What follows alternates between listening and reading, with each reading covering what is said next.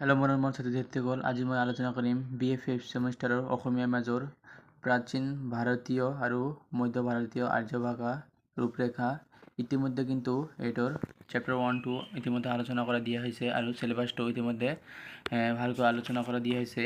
যে চিলেবাছ এইখিনি আছিল, ইতিমধ্যে কিন্তু এটা ভিডিঅ'ৰ জৰিয়তে চেপ্টাৰ 1 আৰু চিলেবাছখিনি ইতিমধ্যে আলোচনা কৰা দিয়া হৈছে। আজি মই আলোচনা কৰি দিম তোমালোকৰ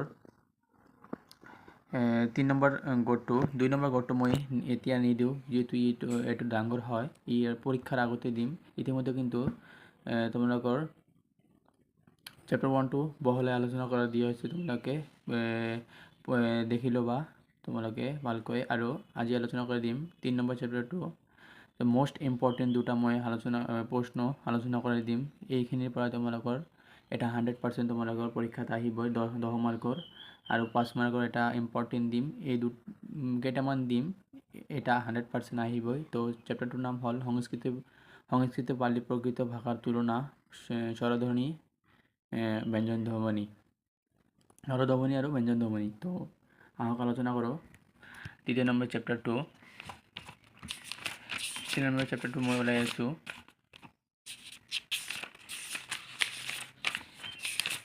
ইতিমধ্যে কিন্তু তোমালোকৰ প্ৰথম চেপ্টাৰটো ইতিমধ্যে বহলাই আলোচনা কৰা দিয়া হৈছে ভালকৈ, তোমালোকে কিন্তু চাই ল'বা। আজি আলোচনা কৰাই দিম তোমালোকৰ 3 নম্বৰ চেপ্টাৰ। এইটো হয় যে সংস্কৃত পালি প্ৰকৃত ভাষাৰ তুলনা, স্বৰধ্বনি আৰু ব্যঞ্জন ধ্বনি। তো তোমালোকে কিন্তু এইবিলাক তোমালোকে ভালকৈ পঢ়ি ল'বা। যি দিয়া আছে, যেনে ভাষাৰ জন্মৰ নিৰ্দিষ্ট সময় নিৰূপণ কিয় সম্ভৱ নহয়, এইবিলাক 1 মাৰ্কি হয়। 1 মাৰ্কি কিন্তু ইম্পৰ্টেণ্ট দিয়া নাযায়, কিন্তু সববিলাক তোমালোকে পঢ়িব লাগিব। ইয়াত কিন্তু এই পাৰ্টত 1 মাৰ্কি নাই, ইয়াৰ পৰা তোমাৰ 2 মাৰ্কি, 5 মাৰ্কি আৰু 10 মাৰ্কিত কিন্তু দিয়ে। এইবিলাক তোমালোকে পঢ়িবা। এইবিলাক আছে, বেছি নাই, প্ৰায় 21খন আছে। তো প্ৰথম প্ৰশ্নটো হ'ল সংস্কৃত আৰু পালি প্ৰকৃতৰ বিষয় চমুকৈ লিখা, যিটো এইটো চেপ্টাৰৰ নাম, মানে চেপ্টাৰৰ। আৰু মই ডাঙৰ প্ৰশ্নলৈ আহোঁ। 5 মাৰ্কি এইটোৱে পঢ়ি ল'বা, এইটোৱে ইম্পৰ্টেণ্ট আছে। আৰু এইটো ইম্পৰ্টেণ্ট আছে, তোমালোকে অলপ চাই ল'বা। যে সংস্কৃত ভাষাৰ উৎপত্তি আৰু বৈশিষ্ট্য আলোচনা কৰা, এইখিনি কিন্তু 2 নম্বৰটো এইখিনিয়ে। আৰ লাগিলে তোমালোকে 3 নম্বৰটো পঢ়ি ল'বা, যে সংস্কৃত আৰু পালি ভাষাৰ উৎপত্তি আৰু বিকাশ আলোচনা কৰা। তোমালোকে এইটোকে অলপ পঢ়ি ল'বা, এইটো ইম্পৰ্টেণ্ট নহয়। তো মোষ্ট ইম্পৰ্টেণ্ট কুৱেশ্যনটো হ'ল এইটো, সংস্কৃতি স্বৰধ্বনি চমু পৰিচয় আলোচনা আগবঢ়োৱা। এইটো মোষ্ট ইম্পৰ্টেণ্ট কুৱেশ্যন। তো তোমালোকক মই ভালকৈ দেখুৱাইছোঁ, এইখিনি উত্তৰ হয়, তোমালোকে কিন্তু চাই ল'বা। এবাৰ বুজিলে কিন্তু হৈ যাব, তোমালোকে এইবাৰ মনোযোগেৰে পঢ়িবা। তোমালোকে পৰীক্ষাৰ আগ পৰ্যন্ত তোমালোকে নাপাহৰিবা। এবাৰ পঢ়ি পিনে তোমালোকে বহীত মুখস্থ লিখিবা, মানে অলপ বোজাৰ কাৰণে লিখিবা। পৰীক্ষাৰ আগ পৰ্যন্ত তোমাৰ নাপাহৰিবা। এইখিনি ইতিমধ্যে কিন্তু তোমালোকৰ মই আকৌ কৈ আছোঁ, প্ৰথম চেপ্টাৰটো ইতিমধ্যে তোমালোকে আলোচনা কৰা দিয়া হৈছে। তোমালোকে কিন্তু ভালকৈ দেখিবা। এইবিলাক 10 মাৰ্কি হয়, এইবিলাক তোমালোকৰ 10 মাৰ্কি প্ৰশ্ন হয়। তোমালোকে কিন্তু এইবিলাক স্কিপ নকৰিবা। এইবিলাক স্কিপ কৰিলে তোমালোকে ফেইল, মানে বেগ আহি যাব। এইবিলাক তোমালোকে পঢ়িবাই। এনেধৰণৰ প্ৰশ্ন ডাইৰেক্টলি কমন পৰি যায়। এনেকৈ দিয়ে যে সংস্কৃতিৰ স্বৰধ্বনি চমু পৰিচয় আগবঢ়াবা, সংস্কৃতিৰ স্বৰধ্বনিৰ বিষয়ে বহলাই আলোচনা কৰা। 10 মাৰ্কো কিন্তু দি দিয়ে এইবিলাকে তোমালোকে কিন্তু জানা যে প্ৰথম semester, second semester, third semester, fourth সেমিষ্টাৰে 10 মাৰ্ক দিয়ে, যিটো পেটাৰ্ণ হিচাপে আহে। এইবিলাক প্ৰশ্ন কিন্তু 5th সেমিষ্টাৰত আহে। তোমালোকে এইবিলাক স্কিপ কৰিলে কিন্তু এইবিলাক প্ৰশ্নই দিয়ে। চেপ্টাৰে সৰু, 2-3টা প্ৰশ্ন আছে, এইবিলাকে প্ৰশ্ন ইম্পৰ্টেণ্ট, ডাইৰেক্ট কমন পৰি যায়। তো এইখিনিয়ে। আৰু এটা মোষ্ট ইম্পৰ্টেণ্ট আছে, যে এইটো যে পালি প্ৰকৃত স্বৰধ্বনিৰ বিষয়ে আলোচনা কৰা। এইটো প্ৰশ্ন আছিল তোমালোকৰ সংস্কৃতিৰ স্বৰধ্বনিৰ চমু পৰিচয় আলোচনা কৰা, আৰু এটা আছে পালি প্ৰকৃতৰ স্বৰধ্বনিৰ বিষয়ে আলোচনা কৰা। এইটো মোস্ট ইম্পৰ্টেণ্ট। এই দুটাৰ বিষয়ে এটা 10 মাৰ্কৰ পাই যাবা তোমালোকে।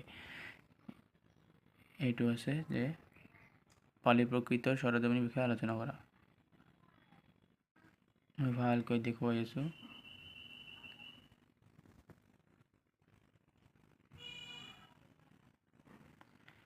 এইখিনিয়ে তোমালোকে বহীত নোট ডাউন কৰি পঢ়ি ল'বা। আৰু এটা ইয়াৰ পিছত আছে যে 6 নম্বৰ প্ৰশ্নটো পালি প্ৰকৃত আৰু অসমীয়া স্বৰধ্বনি তুলনা কৰা। এইটো ইম্পৰ্টেণ্ট আছে, তোমালোকে চাই ল'বা। এইটো তোমাৰ 5 মাৰ্ক আহিব পাৰে। এইখিনিয়ে আৰু নাই, ভিডিঅ ইম্পৰ্টেণ্ট নহয়। ইয়াৰ পিছত তোমালোকক দেখুৱাই দিম যে সংস্কৃতি পালি প্ৰকৃতৰ ধ্বনিগত পৰিৱৰ্তন প্ৰক্ৰিয়া মানে এইটো যদি তোমালোকৰ লাগে তোমালোকে কমেণ্টত জনাই দিবা। ইতিমধ্যে তোমালোকৰ প্ৰথম চেপ্টাৰটো ইতিমধ্যে আলোচনা কৰাই দিয়া হ'ল। এই প্ৰথম চেপ্টাৰটো আলোচনা কৰাই দিয়া হ'ল। তাৰপিছত তৃতীয় নম্বৰ চেপ্টাৰটো যে সংস্কৃত পালি প্ৰকৃত ভাষাৰ তুলনা স্বৰধ্বনি ব্যঞ্জনধ্বনি ইতিমধ্যে আলোচনা কৰাই দিয়া হ'ল।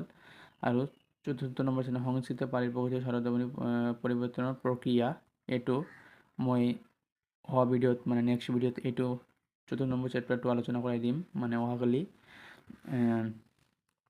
আৰু 2 নম্বৰ চেপ্টাৰটো অলপ দীঘলীয়া হয়। এইটোৰ বিষয়ত মই তিনি চাৰিটা কুৱেশ্যন মই চিলেক্ট কৰিম। এই 3-4টাৰ পৰাই তোমালোকে এটা কমন, মই 10 মাৰ্কৰ এটা কমন লৈ আহিম আৰু 5 মাৰ্কি এটা কমন লৈ আহিম। সেইকাৰণে মই ভালকৈ পঢ়ি মানে দেখি আছোঁ, মানে চাই আছোঁ। তো অলপ দেৰি হ'ব পাৰে 2 নম্বৰ গ'ডটোৰ কাৰণে। তোমালোকে কিন্তু প্ৰথম চেপ্টাৰটো ভালকৈ পঢ়া, ইতিমধ্যে আলোচনা কৰা দিয়া আছে। তৃতীয় নম্বৰটো তোমালোকে ভালকৈ পঢ়া আৰু চতুৰ্থ নম্বৰটো মই দি আছোঁ। আৰু তৃতীয় নম্বৰ গ'ডটো মই অলপ দেৰিকৈ দি দিম। তোমাৰ পৰীক্ষাৰ আগত পাই যাবা, পৰীক্ষাৰ 1 মাহ আগত তোমালোকে গ'ড নম্বৰটো তোমালোকে পাই যাবা। যিটো আছে তোমাৰ নাম আছে ভাৰতীয় আৰ্য ভাষাৰ বিভিন্ন স্তৰ নিৰ্বাচিত পাৰ্ট। তো থেংক ইউ, ধন্যবাদ। তোমালোকে যদি চেনেলটো নতুন হয় চেনেলটো ছাবস্ক্ৰাইব কৰি লোৱা আৰু তোমাৰ বন্ধু বান্ধৱীসকলক এইটো চেনেল শ্বেয়াৰ কৰি দিবা।